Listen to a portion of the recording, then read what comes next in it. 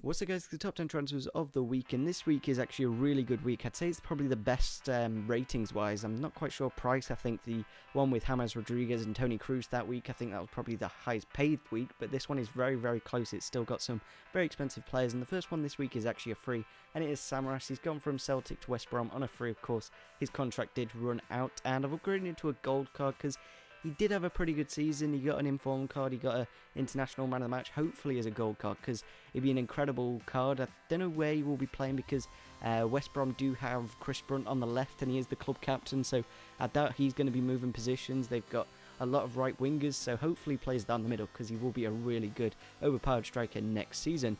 Next up we do have Leroy Fer. He's gone from Norwich to QPR for £8 million, and he didn't really have the best of seasons at Norwich. Like, obviously Norwich weren't the best, and I didn't really see much from Fer. He is an international for Netherlands, so obviously he's going to get the international game time, and hopefully he does a bit better this season. Didn't really see him that much. I think he did have an injury, so yeah, I've kept his rating the same, put his pace up by 1, shot by down by 3 because he only scored 3 goals this year, -2 defending and -1 passing because he didn't really do much.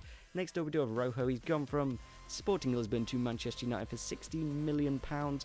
I don't know if that's a little bit too much for him, but then again, in this current transfer market, David Luiz went for 50 million, so when you look at it that way, he's quite cheap, and he has got some okay stats on his card. I've upgraded into a 79 rated card because he did do quite nicely at the left back slot for Argentina. It'll be interesting to see where they do actually play him. Do they play him in the full back slot, or do they play him in the centre back position? They probably will play centre back with the likes of Luke Shaw and many other wingers. Next up we do have Valeria. He's gone from Porto to West Brom.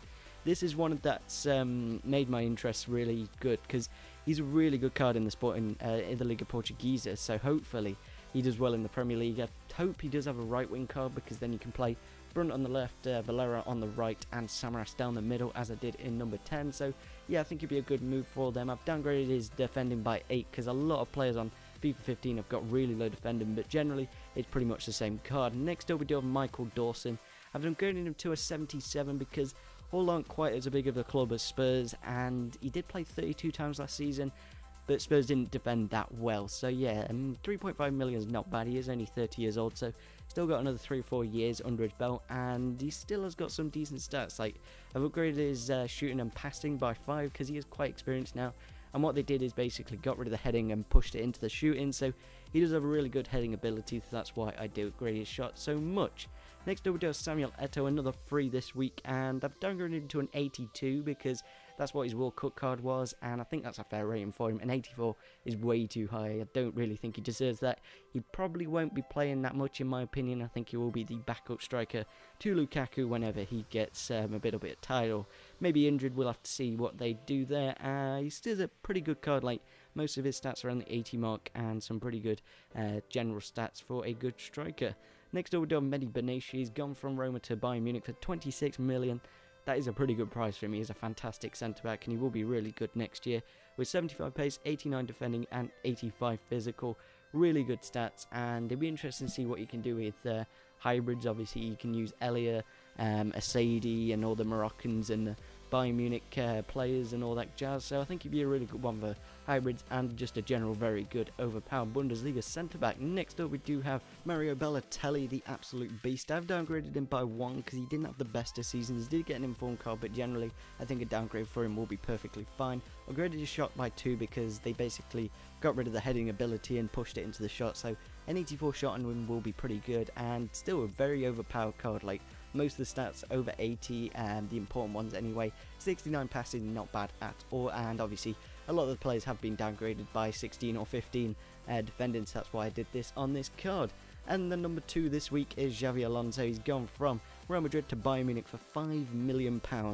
What a bargain. I don't know if he would be interested in coming back to the Prem, but still, going to Bayern Munich is a pretty good one. There's a lot of Spanish Bayern Munich players now. There's Thiago, Javi Martinez, there probably will be a couple more, and I think there's a left back called Werner, so be good for hybrids obviously, and he has got some pretty good stats already. I've downgraded him by 1 of course because I don't think he will get the game time. Don't think he played that much last year, I could be wrong, but yeah, still a very nice card. And the final one this week is Di Maria. He's gone from Real Madrid to Manchester United for £60 million. I don't know if he's a bit too much for that price. I would say 45, 50, but still they kind of need a player. I don't know if he is the right player because they do need a lot of defenders, but hopefully he can get a few more goals for United and just make it a bit more confident there, because at the moment they're just not playing well at all. And I think the fee will rise to 75 million depending on how well he does and how many goals and appearances and all that jazz, you know what I mean. But yeah, I've upgraded him by 1 to 87, dribbling by 2, shot by 1, passing by 3, and obviously defending down as well, because all the midfielders and attackers have been downgraded, but the defenders seem to keep their defending stats, so it's a little bit weird. Maybe they just downgraded defending generally. So yeah, if you did enjoy this episode of the top 10 transfers of the week, smash the like button, subscribe if you're on the channel, and see you soon. Bye.